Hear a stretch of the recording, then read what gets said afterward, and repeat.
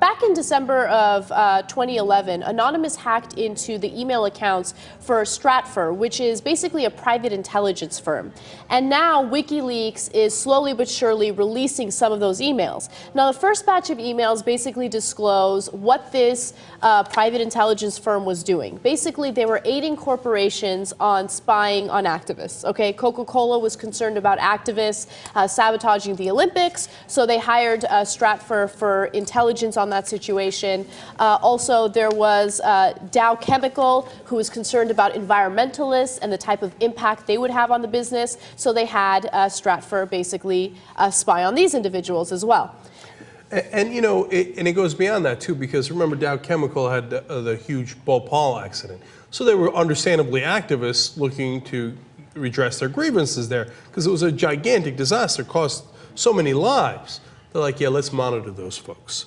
So the sense of the scope of this is something I did not know. I mean, so here's this organization that for all of these private businesses is looking into anything that they might consider opponents, okay? And so whether it's PETA, whether it's activists, whether it's groups like Yes Men, who's just a comedy group. It's a comedy group that makes fun of corporations, they're investigated. And these guys apparently have access to top secret information. Yes, they do. And obviously, if you really look into this story, you see that they're not too concerned about ethical means when it comes to obtaining this information. In fact, according to an email written by George Friedman, he is the Stratfor founder, he says, you know, they were looking for an informant who knew information about Hugo Chavez, right? And he says of this informant, if this is a source you suspect may have value, you have to take control of him. Control means financial, sexual, or psychological control to the point where he would reveal his sourcing and be tasked. So that's really, really interesting, because we often have questions about whether some people are set up on sex charges, right? We had that question regarding Elliot Spitzer, Dominique Strauss-Kahn, among so many others. And here is this secretive group that apparently works for the top companies in the world that has no problem using tricks like sexual seduction, etc., to get whatever they need, whether it might be information or something else. Now, their senior vice president in charge of intelligence is a guy named Fred Burton, and he says that he asked a trusted former CIA cronies for information and people that could uncover secret information at the FBI, and apparently they do so quite often.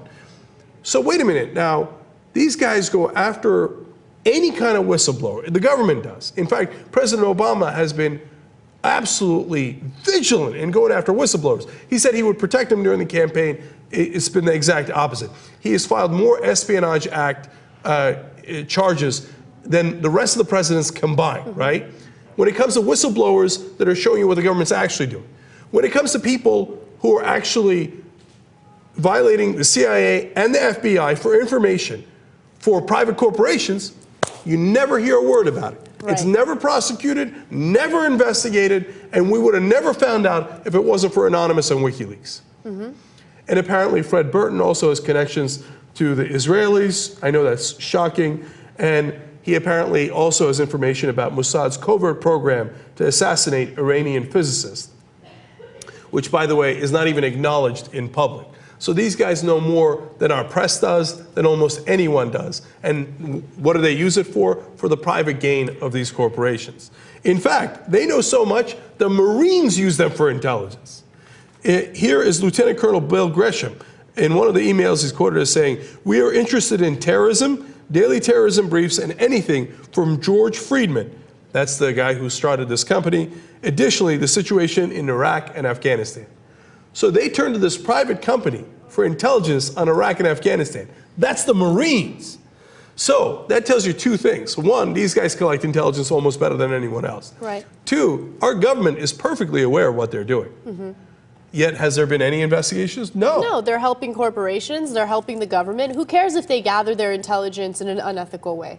Doesn't matter at all. Who cares if they have secret intelligence they're not supposed to have? Who cares who they share it with, including foreign corporations?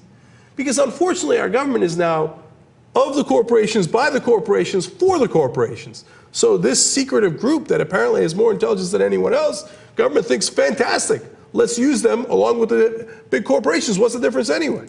Now, the one guys, of course, that they want to go after is WikiLeaks, who's letting people know about this secretive group. That they can't stand. Yes. In fact, back in January of 2011, the vice president of intelligence wrote an email, and the email said, "Not for publication. We have a sealed indictment on Assange. Please protect."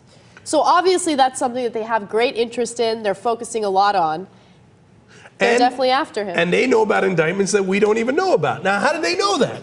Now, isn't that supposed to be secret information? Are they going to be punished? Is there going to be an investigation? I guarantee you right now, there will be no investigation of this company. The Justice Department, which loses it over WikiLeaks, which tortured Bradley Manning, even before they even charged him, let alone had a trial. Do you think they're going to take the CEO of this corporation, strip him down naked every night like they did to Bradley Manning, keep him in isolation for 19 months? They're not even going to investigate him. Look, as to whether they have real charges on Assange, by the way, it's interesting what we find out from the emails, too. Chris Farnham, who is apparently their senior watch officer in Australia for this company, says about the charges in Sweden on Assange, quote, "There's absolutely nothing behind it other than prosecutors that are looking to make a name for themselves." I mean, good news, bad news. Apparently they didn't set it up, right? That's the good news, okay? That's what happens when secrets are revealed. They're not all damaging. Some show that, that people were not guilty of some things. That's why it's always better to know, for good or for bad. The bad news is, it turns out, even the guys who are most connected think, oh, Assange didn't do the thing in Sweden. It's just a prosecutor trying to make a name for himself. It's nonsense. Nonetheless, are those charges going forward? You betcha. Definitely. And also, let's talk about the value of WikiLeaks for a second. I know we've talked about it before, right? But if you look at this private intelligence firm and the way that they gather their information in an unethical and maybe even illegal way, right? They're not going to face any charges. WikiLeaks might, Julian Assange, people are going after him because of the way he obtained this information. People are claiming that he is basically betraying this country and he's doing these horrible things to this country. This is real journalism, in my opinion, okay? You go back to the days of muckraking when they would basically reveal what was going on behind big business. That was real journalism. We have nothing close to that now. Julian Assange and Anonymous is what we're depending on at this point when it comes to revealing what's really going on behind the scenes with these private contractors, with these big corporations. So the fact that Stratfor is not going to face any consequences for the things that they've done drives me crazy when people are going after Julian Assange for something that's so important for this country. Now, understand why the rest of the media does not give positive coverage to WikiLeaks. It's because they're so insanely jealous. And it's not just being jealous. It's that they're afraid that WikiLeaks is going to expose them for what they are, which is hacks. They're not journalists, they're stenographers. 90% of them, not all of them, and there's some great journalists out there. But unfortunately, the great body of mainstream journalism, so-called journalism, has turned into stenographers. Oh, I have a source inside the government. Well, that source leaked that to you for a specific political purpose. You almost never go beyond that source. You never even question the source, whether they're telling you the truth or not. You just write it down. And then what do you do in political issues? You don't tell people what the reality is. You say Democrats said this and Republicans said that. Well, what the hell's the truth? Who cares? I did my jobs. I did neutral journalism. You're an embarrassment. WikiLeaks shows what an embarrassment you are, and you hate them for it. And by the way, in one of the email exchanges, Fred Burton also claims that he has material seized from Osama bin Laden's compound. Wow. Can you imagine anything more classified than when we got out of Osama bin Laden's compound? And this company apparently has access to it? Can you imagine if WikiLeaks or Bradley Manning got the information from Osama bin Laden's compound?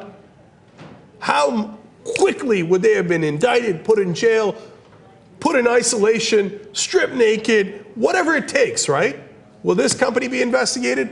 Look, we're telling you ahead of time. Maybe we're wrong. Maybe Eric Holder, President Obama, and the rest of Washington is on the level. And if they're on the level, they'll see this and say, this is outrageous. We should obviously investigate immediately.